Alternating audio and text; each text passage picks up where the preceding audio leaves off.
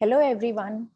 Today I shall be sharing the third tip for the 7 C's of effective communication, and that is complete. If my communication has to be complete, it has to include all the information which the recipient is looking for. This message can be communicated telephonically, or it could be done in the written form. That is in the form of letters, emails, notices, circulars, etc. There are two benefits of sending a complete message. Benefit number one, that the recipient is in a position to send the response immediately without seeking any clarification. And the second benefit is instant decisions can be taken on the spot, thus enhancing the productivity and saving the time at the workplace. This is an ideal situation. Communication should take place like this, but does it really happen this way? Is a question for us to see in this video. I shall be sharing a personal example with you. What happened, whether I was able to conduct the workshop or not, is a different matter. But the point of focus over here is that how I came under stress with a message which was incomplete. This was somewhere around the year 2000, when technology was being introduced in schools as per the guidelines of CBSE. This was also the time when my generation, in particular me, I was struggling to master this skill of learning how to operate a computer to start with. We never had computers when we were in school, so we were devoid of this skill. But once it became a requirement for us, I had to also enroll myself for a course in MS Office.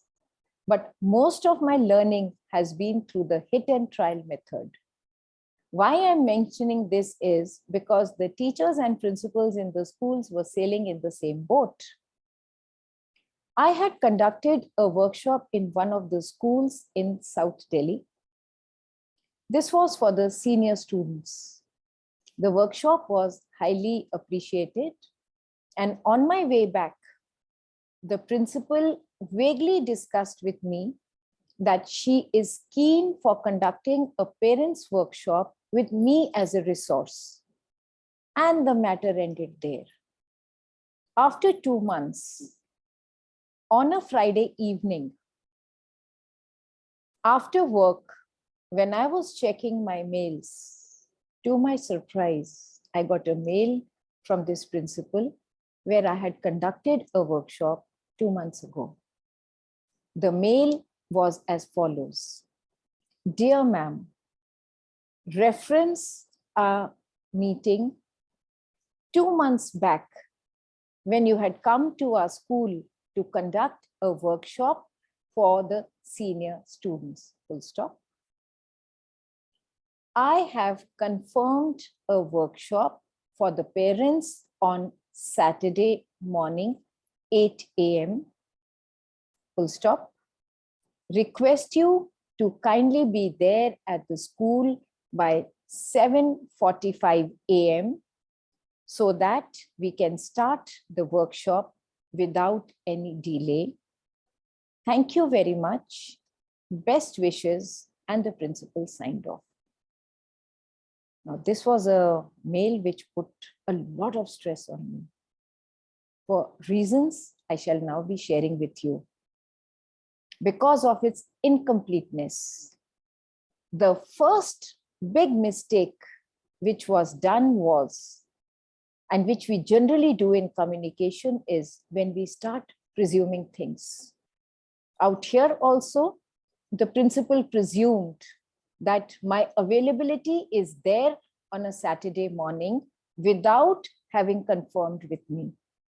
What she should have done was called me a week in advance to check whether I'm free or not and will be able to take the workshop or not before sending a confirmation note to the parents.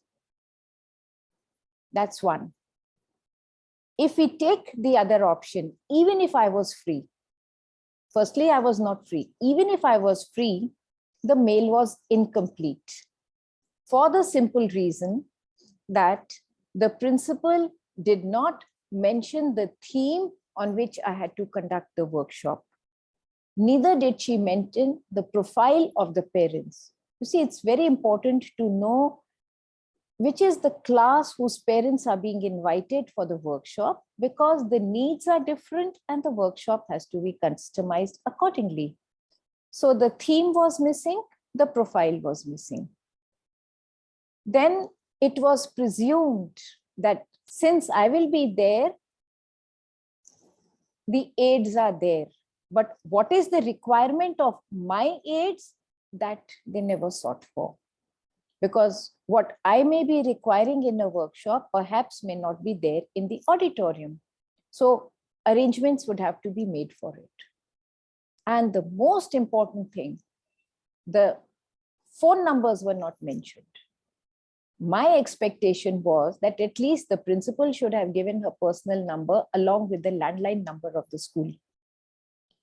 Most of the principals are generally shy of sharing their personal numbers. That's okay.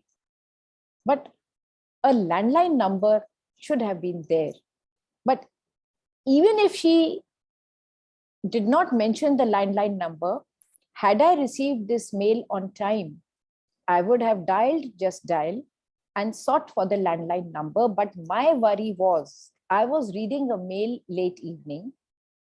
Even if I would have found the number and called up the school, there was no one to take the call at the school. So whom do I inform? How do I inform?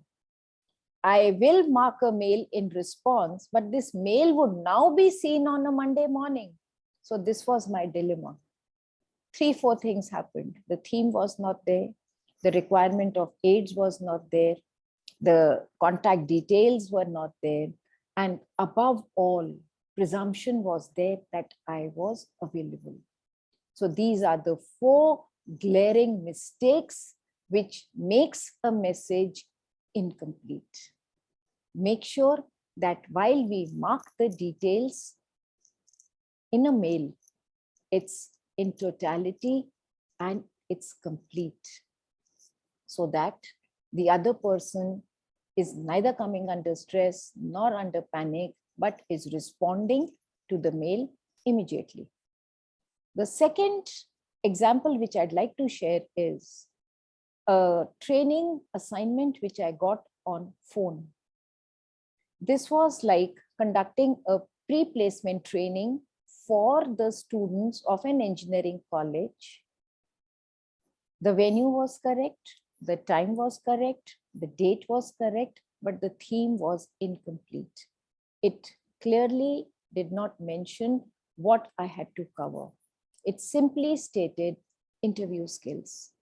Now, when we do interview skills, it's a module stretched over 3 days to 5 days. And there are various aspects which are covered in it, right from the grooming and appearance to psychometric assessment, group discussions, then interview questions, preparation during the course of an interview, etc.